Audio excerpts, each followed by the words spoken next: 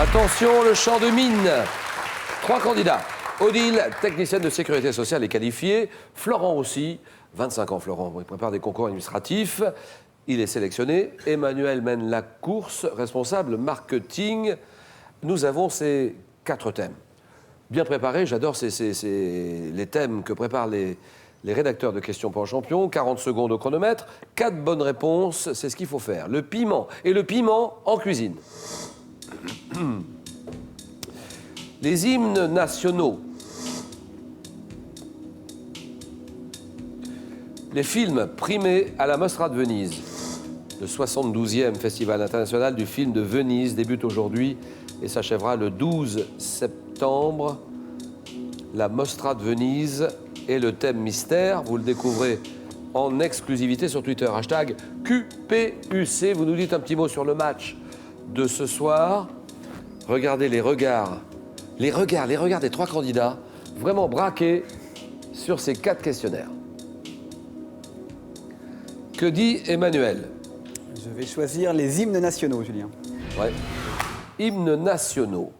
Alors, Emmanuel, depuis tout petit, vous pratiquez le tennis de table.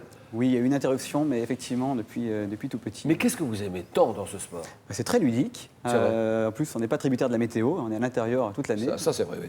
Mais les qualités pour être un bon pongiste? Il faut avoir de bons réflexes. Ça, c'est sûr, oui. Un peu de physique, contrairement à ce qu'on peut penser. Oui. Et puis éviter de faire des gestes parasites qui viennent d'autres sports, comme le squash ou le tennis. C'est pas du tout les mêmes gestes. Alors, c'est parti. Emmanuel, vous m'avez dit les hymnes nationaux. Attention, chronomètre. Top quel chant patriotique fut composé sous le titre de Chant de guerre pour l'armée du Rhin avant de devenir l'hymne national? Quel nom porte l'hymne national belge? La Brabançonne. Mais quel pays d'Europe a la particularité de posséder un hymne sans paroles? L'Espagne. Oh oui. Avant d'être déclaré officiel en 1940, dans quel pays des Antilles a-t-on adopté en 1868 la Baia Mesa comme chant patriotique? Cuba. Quel pays... oui! Oui, et oui. Ah, ça c'est beau. Ça, alors là... Merci. Bien joué. L'Espagne, oui d'accord. Pays d'Europe qui a la particularité de posséder un hymne sans paroles, adapté comme marche militaire par Charles III en 1770, le royaume d'Espagne. La Brabançonne, l'hymne national belge, dont le texte originel, jugé offensant pour la communauté néerlandophone, a été remplacé en 1860. La Brabançonne. Chant patriotique et chant de guerre pour l'armée du Rhin, avant de devenir l'hymne national français. Et ça devient l'hymne national français en 1795. La Marseillaise, d'accord. Florent, c'est à vous. Bon, on va voir ce qui se cache sous le thème mystère. Oui, thème mystère, ordinateur, nous dévoilons ce thème. Et là, ça s'est passé en septembre. Florent, on va essayer de faire la même prestation Oui, on va essayer. qu'hier, parce que vraiment, c'était magnifique.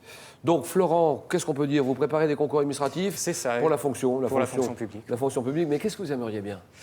Pour l'instant, c'est pas encore décidé. Donc là, je suis en train de réfléchir justement à quel concours passer pour... Voilà. Mais vous n'avez aucune idée? Pour l'instant, non, je peux pas donner une idée plus précise. Mais pour en arriver là, vous venez d'où? J'ai fait des études de biologie avant, donc rien à voir avec ce que je fais maintenant. Oui, mais à partir du bac, qu'est-ce que vous faites? J'ai fait une licence de biologie en génétique. Oui, ça n'a rien à voir. Non, ça n'a rien à voir. Mais vous le savez que ça n'a rien à voir. Oui, je le sais. J'aime bien cette interview, très riche. Bon, Florent, merci en tout cas d'être avec nous. Très brillant candidat. Et alors là, vous m'avez dit thème mystère. Moi, j'ai répondu. Ça s'est passé. Ça s'est passé en septembre. D'accord. Top le 14 septembre 1515 en Lombardie. Quelle victoire François Ier remporte-t-il contre les Suisses? Marignan. En septembre 1880, quel ministre de l'Instruction publique devient président du Conseil? Jules Ferry. Le 16 septembre 1824, quel roi de France meurt à l'âge de 69 ans? Louis XVIII. Le 23 septembre 1920, quel président de la République succède à Paul Deschanel? 23 décembre, ou plutôt 23 septembre 1920. Prenez votre temps. 23 septembre 1920, président de la République qui succède à Deschanel. Doumergue, n'est-ce pas? Non. En septembre 768, quel roi des Francs meurt en laissant le royaume à ses fils, Charlemagne et Carloman? C'est Pépin le Bref. 3 points pour Florent.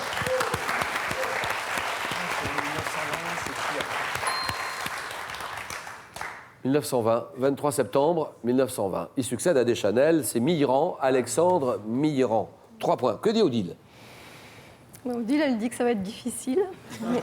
Mais on a le piment quand même. Oui, je vais prendre le piment. Hein, en c'est pas cuisine, mal le Julien. piment. Oui. Le piment en cuisine, d'accord. Alors, technicienne de sécurité sociale, Lagarde. Ah, je connais.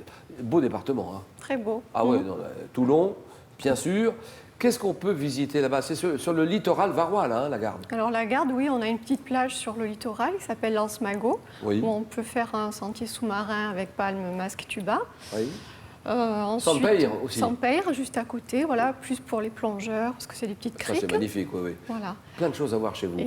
Et puis, si vous voulez aussi vous baigner, vous prenez le bateau dans la rade de Toulon et vous allez à la Seine-sur-Mer, Oui, oui. vous baignez aux Sablettes. Et à ce moment-là, on n'est pas loin des sous-marins, là, à la base. Ah oui, oui, la base rade de Toulon, effectivement, héberge l'arsenal militaire. Voilà, sur le plan militaire, il se passe plein de choses. Hein. La ville de Toulon. Odile, merci de venir nous voir.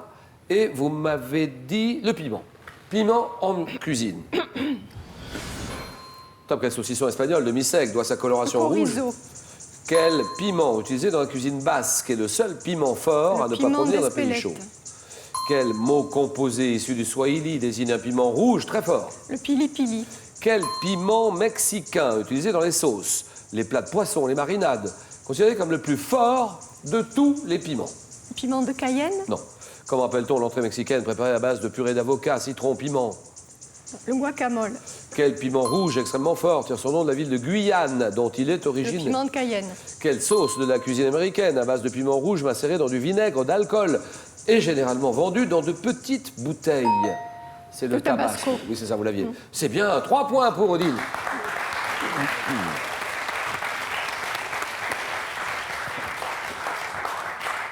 Piment utilisé dans la cuisine basque. Le seul piment fort à ne pas provenir d'un pays chaud. Le piment d'Espelette. Piment mexicain.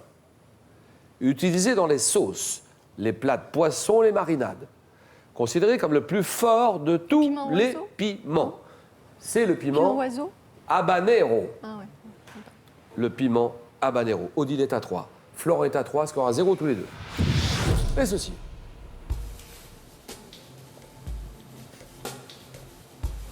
Jeu décisif, attention. Que suis-je un ensemble de races de chiens, comprenant l'artésien normand, le bleu de Gascogne, Florent? Le basset. Basset, d'accord.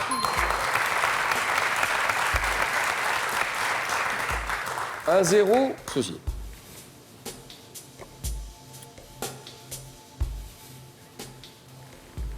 Que suis-je une tactique de jeu désignée par... Oui, Florent. Le bluff. Bluff, voilà, exactement, très bien. Terminé, c'est gagné, Odile s'arrête là. Merci beaucoup, Odile. Et bon retour dans le Var, à la Garde.